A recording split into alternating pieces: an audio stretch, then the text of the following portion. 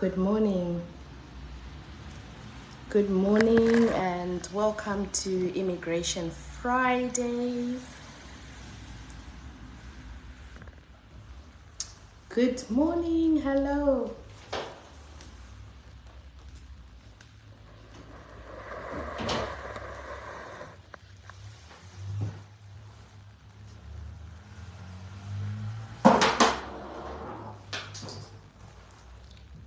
Good morning. Good morning, Tebego. Good morning, Rudo. Good morning. Great. Good morning, everyone. Oh, thank you so much, Lizzie. Good morning. And welcome to Immigration Fridays, question and answers, and overlap of some of the questions that we've had from last week. Good morning. My name is Rumbi from Tulia. I live in Coventry in England, and I run on a Friday morning. We always do half an hour here where we come and we answer common questions around immigration issues that affect migrants in the UK. So our organization, we support migrants and we assist people with legal advice. We assist them with support. So before I answer some of the questions, I'm just going to talk about some of the things that we do. So Tulia Group is an organization that supports migrants who are living in the UK and also their dependents who might be still living abroad. So our website is www.tulia.org.uk, where you can see some of the services that we offer. You can see the work we're doing. You can see some of the testimonials. Please head over to our website and have a look. But also on YouTube, we've got quite a lot of videos which show the amazing advice that we give every Friday, and also some of the webinars that we've done and some of the other information that we've done. So we are based in Coventry, but we serve the whole of the United Kingdom, giving advice and support to migrants. So good morning, everyone, and welcome. Somebody just rang me. Yes, I am live, so I couldn't answer your call. Yeah, so we'll catch up later. So today I had a question that came from last week. So last week there was a question about children, about people who are coming here to work, to work in the UK, and about their children and the visas associated with bringing the children. Builders and carpenters and roof tilers, there's so many jobs on the shortage occupation list. So there's people from all over the world who are working and then bringing their families. So there's so many questions that we have been getting around that issue. And number one is, me personally, I am an advocate for families staying together. I'm an advocate for families staying together, husbands and wives, parents and children. It's not good for people to be separated.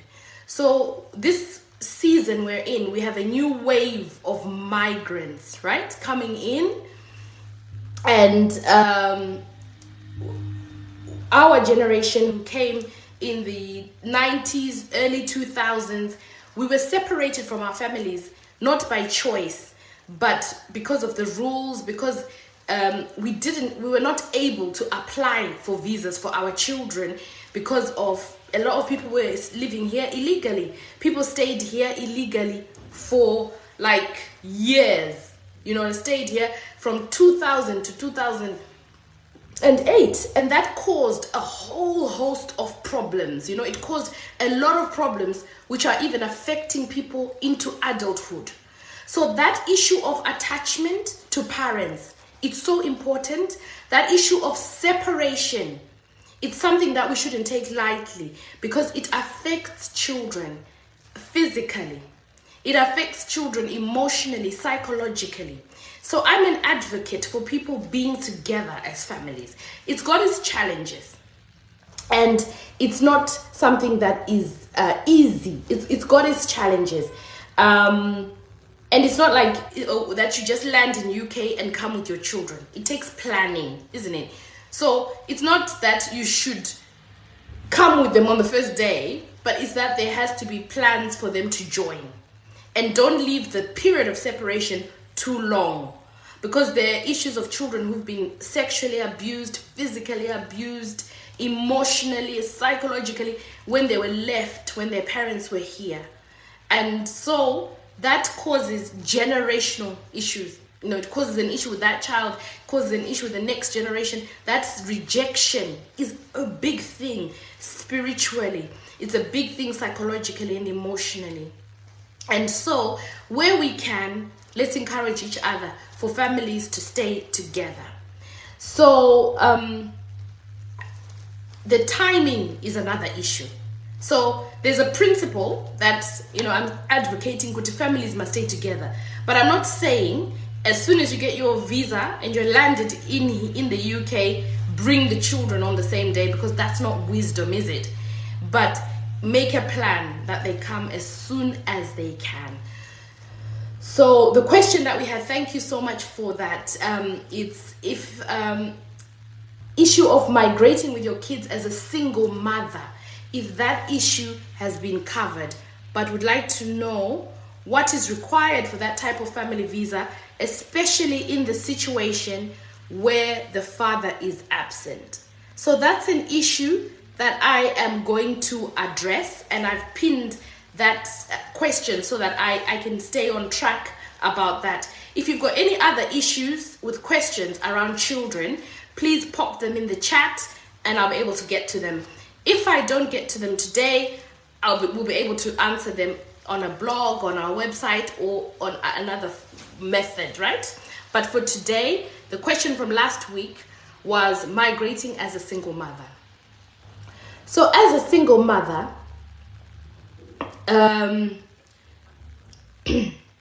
who is working here or as a skilled worker, or even a person who's got indefinite leave to remain, who has got a child living in another country and they want to bring them, they can apply for the visa, and the requirements are, so there's single mothers who don't know where the father is.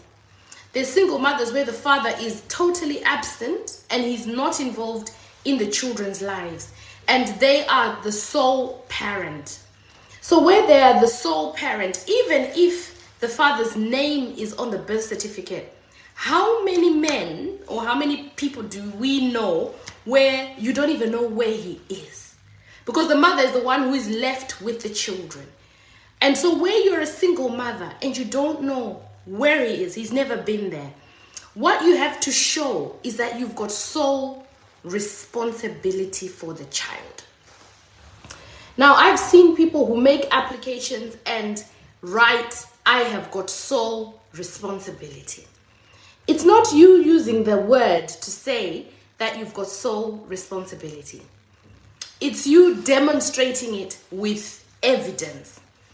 So the type of evidence that's needed, and it's important when we do the applications, we do charge for it because it's actually a lot of work. But where you're doing it yourself, you must make sure that you chronologically show that my name is so-and-so. So don't just send them papers, but actually write. I'm going to try and make it very simple. My name is so-and-so. I'm the mother to these children. And their father is whoever it is. His name is on the birth certificate. When did you last see him? I last saw him 5 years ago, right? And I've been looking after these children by myself. He's not involved in their life. He doesn't pay maintenance. He doesn't pay school fees. He doesn't buy them food. He doesn't buy clothes. He's not with them in their religious instruction. He's not there. So now, how do you evidence that? So you show evidence of your receipts for school fees in your name. You show evidence with proof of address that you live with the children. And I know that in some countries, maybe you don't have a lot of proofs of address, but you can get a letter from school which confirms that you live with the children at this address. And you are the only parent that they've seen at parents' evening, at sports events. They see you with the child alone. You can get letters from church which confirm every Sunday, we know her. She comes with her 3 children and we've never seen a father in the picture. She's the parent who is with the children all the time. You can get a letter from the doctor to say when the children are sick, we see them coming with their mother. On our records, there's no record of a father. Even any of the nurses, we've never seen him. When the children are coming for their jabs.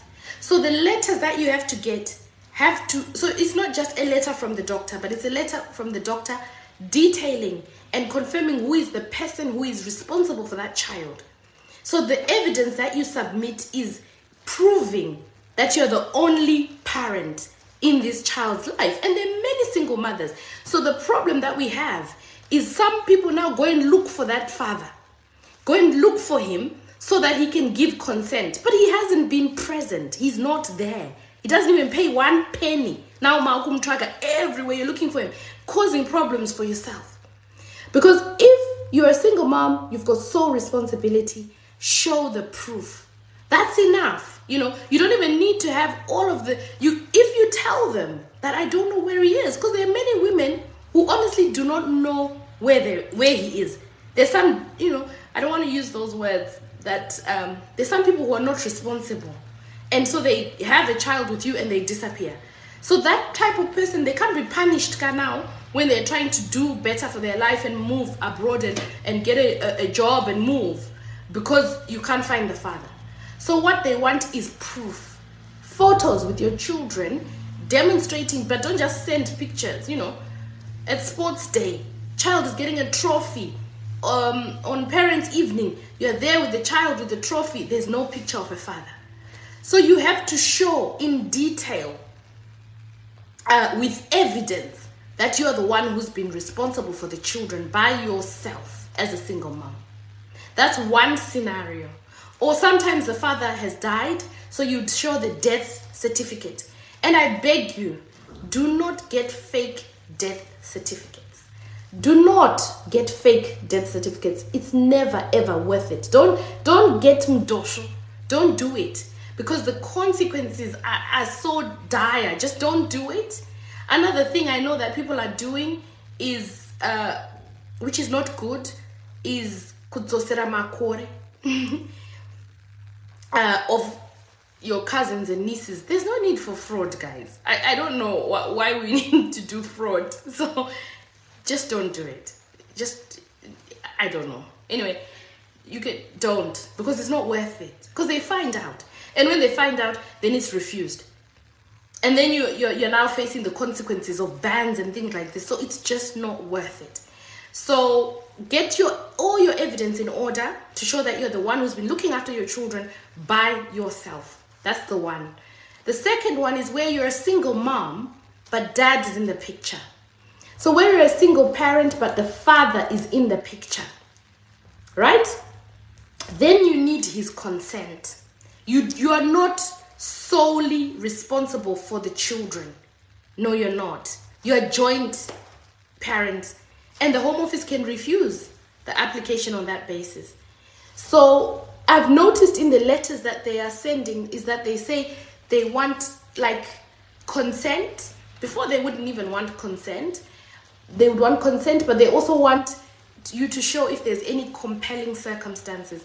So that's where you have to get the consent and then show that the children live most of the time with mom, Dad has got a new family, he's moved on, he lives very far away, he's not really involved in the children, and he doesn't really want anything. He's happy for them to go with their mother because he can't even look after them anyway. And so as a family, you know, he's as a blended family, you've made that decision. If there's a dispute, if father is saying, no, you can't go with my children, I don't want my children to leave this country, they're staying here, you can't go. Sometimes it's a method of controlling you so that you also don't go. Sometimes it's genuine that somebody wants, they're their children, you know, children, they want them, they don't want them to go to and live in a first world country. Maybe they're afraid about gangs, maybe they're afraid about knife crime, maybe they're afraid ukuthi vana vanoenda ku UK, they have fears, and that's valid as well. So where there's a dispute, where you're not agreeing, you may then need to approach the courts, who would then give one parent sole custody and the right of residence. So you can actually get a court to mediate as to what is in the best interest of the child, a court to decide what is in the best interest of the child. So mother would put across her statement to say, I want to take my child to England, I want to work as a carer. The court will investigate, ask you questions, ask the father questions, and they can make an order. A specific issue order in England, it's called a specific issue order. So some parents from England may want to go and live in Australia and they want to take the children. Australian government needs to know that the other parent is consenting to it, or if there's no consent, then it's an issue that goes before the court. So the court would then have to make a decision to say, so it's not just a guardianship, it's not just a custody, but it's a specific issue relating to migration. So the judge in the court would have to then make that decision. In Zimbabwe, I think it would be the magistrate court, I think. I'm not sure. I haven't practiced in Zimbabwe for many years. But we do have a relationship with a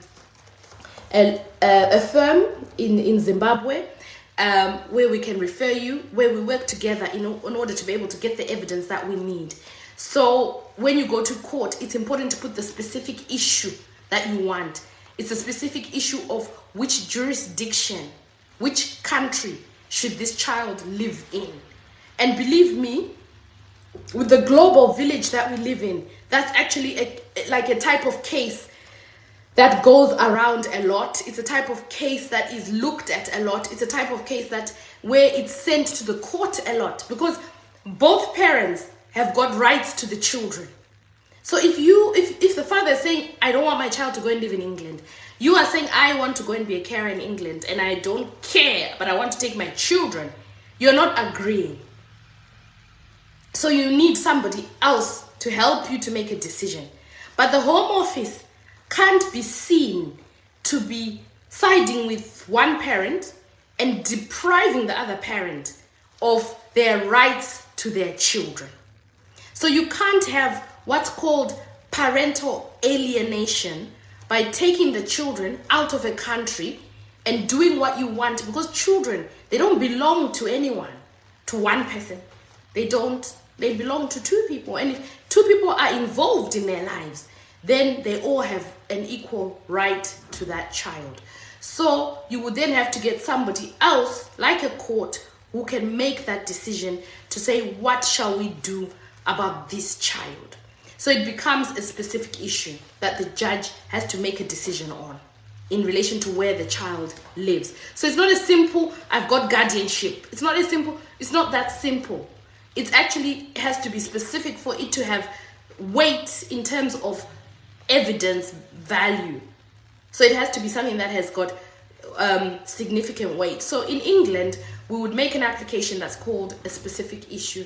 Would go to the family court, and the specific issue is, I want to move with my child to go and live in Zimbabwe, or I want my child to go and be educated in Zimbabwe, and that's a dispute between the parents. Mom says yes, dad says no. I want to remove my child because of gangs, and I want to send them to learn in Zim.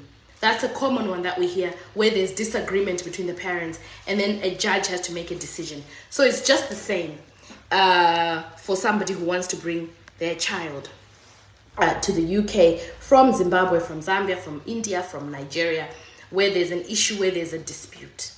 And we mustn't invalidate someone's concerns, because me as a mother, I might think it's the best thing for my child to come and live in England, because there's better opportunities, there's better things. But England, whilst it's got a lot of positives, there's also a lot of downsides for children. Like there's gangs, there's country lines, there is the education system sometimes is not as good as the education system in Zimbabwe. There's the issue of discipline. There's the issue of quality time with the children. There's so many issues. So it's then now weighing out what's better. But each person can also put across their own views and concerns. And then if you can't reach a decision, you get somebody else to help you. So I hope that's answered that question from last week. In summary, I'm just looking at the questions to see what questions are there. Somebody's asked a question here. Thanks to Leah for posting that. What's the best option, moving with the kids for the first time you move abroad, or take them when I have settled and now familiar with the place? I would say don't come with them straight away if you don't have a plan. If you've got somebody who can live with them, it's better. Because the type of jobs that people are coming here for are jobs which are not like 9 to 5. They're 24/7 type of jobs. They are early starts, late finishes, unpredictable. And it's not a good idea to bring a child with you when you don't have a plan. When I first came to England, we left our son. He was 9 months old. It was quite traumatic for me, and I think for him as well, because we didn't even plan like to wean him. So I weaned him. I just left him, So when I think about it now, I think that wasn't very wise. But it was advice that we were given, that don't go to England with a child. And I think that was excellent advice, because we didn't have a plan. So if we had then come and we've got a little child, 9 months old, I would have been stuck at home looking after him. And my husband, at least we were 2, he would have had to be working. But it gave us a good 6 months to work together, the two of us. We left him with my mom-in-law and my cousin, and they stayed with him and looked after him. We came and we worked for 6 months. We were able to build up the deposit to get a house. We were able to buy blankets from a charity shop. In those days, there were blankets. And my blankets were, and we used to just sleep on the floor. We didn't have beds. But at least we had been able to raise enough money for the deposit and the rent and the house. Everything else, we saw it. We had an unfinished house. And we brought him into the house, and we just used to sleep on the floor together. But it was okay, because at least we had done one thing. So we had sorted out accommodation. So when he came, we had sorted out shifts. And what we used to do those days is I went to university to do another course, because when we came, everybody had to do nursing to get papers. That was the easiest way. Like how now everyone is doing a carer visa to get papers. So we had to do nursing. So I used to go to university and finish at 4. And then I would come at 4. I would see my husband for 2 hours with the child. Then he would get ready for a night shift. Then he would, I used to finish uni at 4, then go and work at a place called Penny Father Court. I used to work there for the twilight shift until 9. And then my husband used to come and drop off our son in his little pram and leave him at the reception. Then I would knock off work and take the pram and walk with him home when my husband had gone for a night shift. He would do the night shift, and in the morning, I would meet him at the door. I would be going to school, he would be coming into the house. And that was our life. So we had found a system that worked of how to look after the child and to work. So when you're 2, it's better. When you're one person, you're going to have to find ways of how do you do it, how do you connect with other people, with children, how do you help each other, what are you going to do? So it's not a good option to just land with the children on the day that you arrive and then try to navigate your new job, your childcare, everything. No. Accommodation. And now accommodation is expensive, it's difficult to find. So it's better to come, settle, and then bring the children later. So I think the only thing I'm saying is don't leave it forever. Yeah? Make a plan and then bring them. And then at least you've got a way to work and you've found something. Because people will then say the sponsor is bad because I'm telling them I've got childcare and they're not understanding. But it's not their responsibility to sort out your childcare. It's your responsibility to sort out your childcare and to allow yourself time to settle, to know what you are doing, and then to bring the family to join you. So I hope that answered that question. Definitely, it's wisdom to do that. It's painful to separate, but it's difficult. I've got another question about I want to apply for my kids' visa, but I'm divorced. I think I've answered that. So if you came on later, yeah, I think I've answered that. Your spouse can come with the children and then return. Yeah, that's fine, and you can come in and out, because some people will not be sure about completely moving to come and live here. This country, especially for guys, for men, it's not easy. It's not easy for women, but I think the men find it a bit more difficult to settle. And even the type of jobs, women, we can just do anything. You know, we can just go, we can do care, we can do anything. We just get on because we know that we need to do what needs to be done. But for guys, I think it's a bit more difficult. And so if your partner or your spouse has got a job that he's perhaps happy with, or he's happy in Madiri, whatever he's doing, he's hustling, and he's happy with it, and he's not too sure, and he's unsure, I think let's allow people to let's not force people, or say you've got to do this. If he comes, he works for a bit, helps you to settle, but it's also been the up and down. I also don't like it, Tatenda, to be honest, because yeah, it's dangerous because it affects the relationship as well. Your relationship, it brings in sometimes an element of resentment, so because you are staying with a donkey in the rain and somebody is busy going to the sun and enjoying themselves up and down, and you're left with the kids here. So think about it carefully before you make those decisions. And I think it's even good to get therapy, to just go to somebody who can talk to you as spouses when you make the decision, because each family's issue is different. Each family's situation is different, and I think sometimes it's good to try and talk through things, because you can have pressure from us who are here. We mean well. Please come now.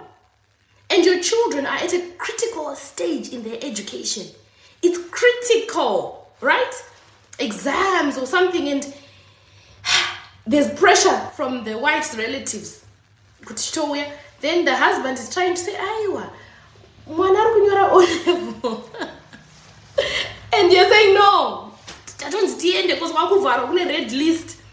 And then it brings friction into your family, and it brings friction. I had a friend, I'll tell you an example, where my friend, I offered her to say, you know what, if you want to come, please come, I can just help you, because I was so excited. My best friend from when we were children, and I was excited. She should come. And she said, we're going to pray about it. And I said, okay. And then she said, you know what, we've prayed about it, we've thought about it, we've talked about it, and we think it's not the right time for us because our children are young, and we're trying to navigate what will my husband be doing, what will I be doing, and we've really explored this, and we think, you know what, for now, we're going to stay here, and we're going to try and make it work and do whatever we need to do. But the door was open. It seemed tempting, But they as a family reached a decision. So what am I saying? England is not for everyone. The time is not for everyone. You can lose your kids by chasing other things. So it's also important to balance and talk about things. And so the question that I'm answering is the one around if my husband wants to go back up and down. So what do I do? So yeah, it's not a straightforward answer. And maybe you as a family need to talk about it more and then make your decisions. And I know we can put pressure because we see the opportunities here. We see the benefit of being here. But it's different for everyone. So there's a question about a daughter who has autism and anxiety, and when applying for her dependent visa to stay with me, does her diagnosis work against her? No, her diagnosis wouldn't work against her. And it also depends in what context you are talking about her diagnosis. If it's a child who's over 18 and they've got that diagnosis, that will work in their favor. If it's a child who's under 18, that diagnosis is not relevant to the application. So it depends on why are you mentioning your child's diagnosis. Is it to prove something? Is it as evidence of something? So why are you mentioning it? So if your child is over 18, then that diagnosis would help. Yeah? So yeah. Construction jobs, perpetual, agricultural seasonal workers. Could you please help with any links? Please, I beg our Tulia, part of our team who's looking at that, if you could just screenshot that question for me, keep it and watch it, and then we'll do one for that. Yeah. Thank you, Moyondisho. That's really good. You've answered that to say it works for you and not against, especially if the anxiety is heightened by separation anxiety from you. And Moyondisho, I think we need to do a session together so that you are the expert at all these attachment issues and separation. So I'll contact you because I think it's really important for us to even look at what's happened to our generation and the impact of long-term separation and migration issues, because I know you did a post about it which was really, really helpful. So I think it would be really important if we could do one together. So I'll be in touch. Definitely. Thank you for that answer. That's really good. Right, so I think I've answered limited companies when still under sponsorship for another day. I think that I will definitely answer that as well. Do you have to pay to give birth in the UK when your husband is on the carer visa? No, you don't. I'll answer that one last. You don't have to pay to give birth. You don't have to pay for anything. For medical treatment. So I've heard this question so many times. People even scared to go to the hospital because their relatives are telling them that because you didn't pay the immigration health surcharge, you're not entitled to medical treatment. And I've said it time and time again, that's not true. So you are entitled, the immigration health surcharge is a surcharge that's charged to migrants in order for them to access health care. So it's like paying like private health care. It's like a subscription that you pay, and then you're entitled to all medical treatment. However, the government waived the immigration health surcharge for people who are working in health and social care. And this happened during the pandemic because there were so many migrant workers who were in the field fighting the COVID pandemic. They were in the front line saving lives in this country. And people advocated and said, why are you making them pay to use the NHS? When Igbo, they're the ones who are upholding the NHS because they are working in this pandemic. And so it was highlighted the enormous contribution that migrants do to the National Health Service. And it didn't make sense that the people who are contributing so much, we're making them pay. So they said, no, we're waiving it for people who are working in health and social care. So then the health and care visa was introduced for all the people who work in healthcare. So you are allowed to give birth and not pay. You are allowed to go and get chemotherapy treatment. You're allowed to go and get your HIV meds. You're allowed to get everything that you need, contraceptives, whatever. Please register with the GP. Have your health checks. Access the treatment that you need. Don't be afraid because of rumors on the street telling you that you can't. So Vesta, if you're pregnant, congratulations. Go to the midwife, go for your scans, go and give birth in peace, and don't worry about it. It's not true. It's not true. Yeah.